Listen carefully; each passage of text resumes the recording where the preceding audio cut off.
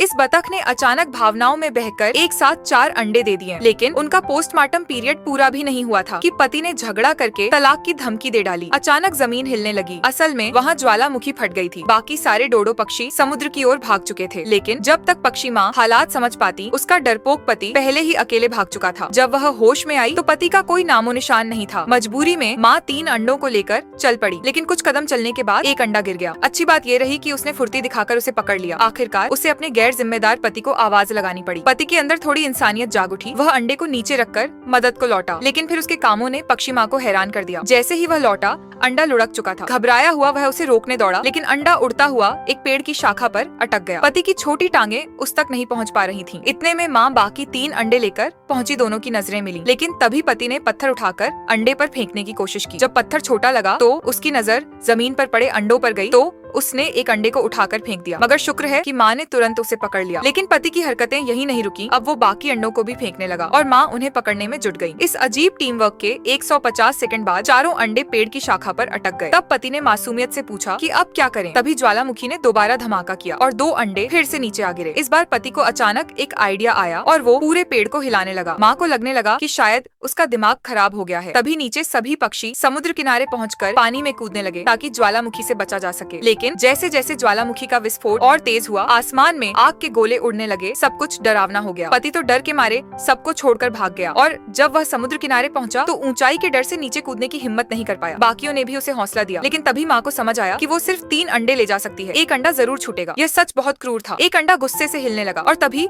एक आग का पत्थर पक्षी माँ को लग गया। घायल माँ उठने ही वाली थी कि देखा वह छोटा बच्चा खुद उसके सामने से दौड़ता हुआ निकल गया, बिल्कुल अपने पिता की तरह। जैसे ही ज्वालामुखी पूरी तरह फटा, सारे अंडों से अचानक लंबे लंबे पैर निकल आए और वे इधर उधर दौड़ने लगे। माँ के लिए अब बच्चों को सुरक्षित पहुंचाना और भी मुश्किल हो गया। लेकिन समस्या ये थी कि बच्चे भी ऊंचाई से डरते थे। सब उसे कूदने को कहते रहे, लेकिन बच्चा अब तक हिम्मत नहीं जुटा पाया। तभी माँ ने अचानक उसे एक लात मारी और वो सीधा समुद्र में जा गिरा। जब ज्वालामुखी शांत हुआ, पूरा टापू फिर से पहले जैसा शांत हो गया। डोडो पक्षी धीरे धीरे वापस लौटने लगे। बच्चे अभी पूरी तरह से अंडे से बाहर नहीं निकले थे, लेकिन तैरने में सक्षम थे। और इस पूरी तबाही में एकमात्र असली नुकसान उस डोडो पिता का हुआ जिसने अपनी संतान को छोड़ दिया था।